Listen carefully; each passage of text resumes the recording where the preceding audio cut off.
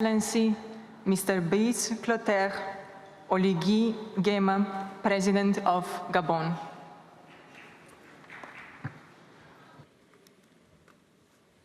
Your Excellency, you have the floor. Votre Altesse, Cheikh Mohammed bin Zayed Al Nahyan, Émir d'Abu Dhabi, Président des Émirats Arabes Unis, Monsieur le Secrétaire général de l'Organisation des Nations Unies, Excellences, Mesdames et Messieurs, les chefs d'État et de gouvernement, honorables délégués, Mesdames et Messieurs, au moment où s'ouvre cette COP28, je voudrais relever l'importance du premier plan que le Gabon accorde aux présentes assises.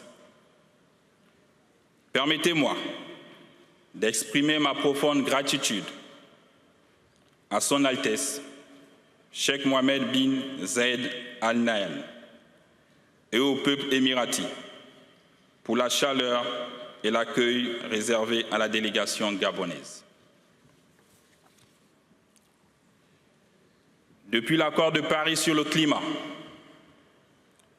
force est de constater que nos COP sont loin d'atteindre les principaux objectifs visés.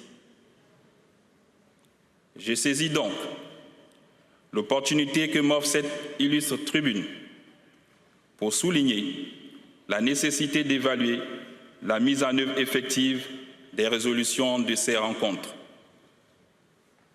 Altesse, Excellences, Mesdames et Messieurs,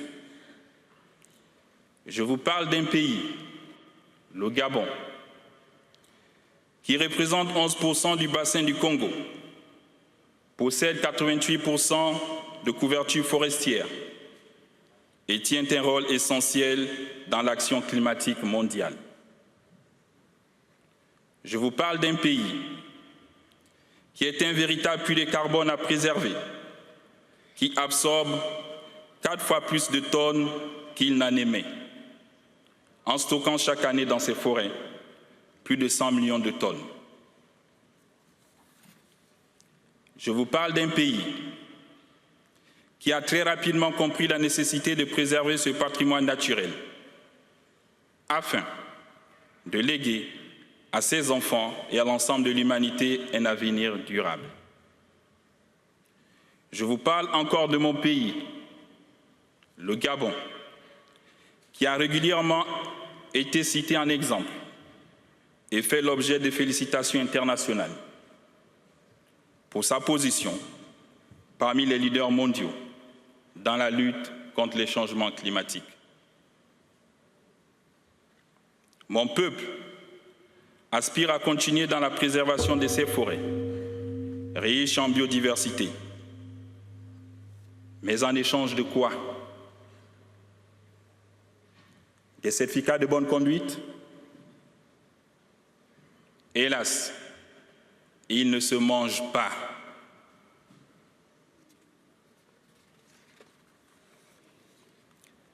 Les Gabonais ont des besoins socio-économiques essentiels à satisfaire. Il m'apparaît donc impératif de reconnaître et récompenser ce rôle crucial que jouent les forêts du Gabon dans la préservation de la biodiversité, l'absorption du CO2 et la protection des écosystèmes.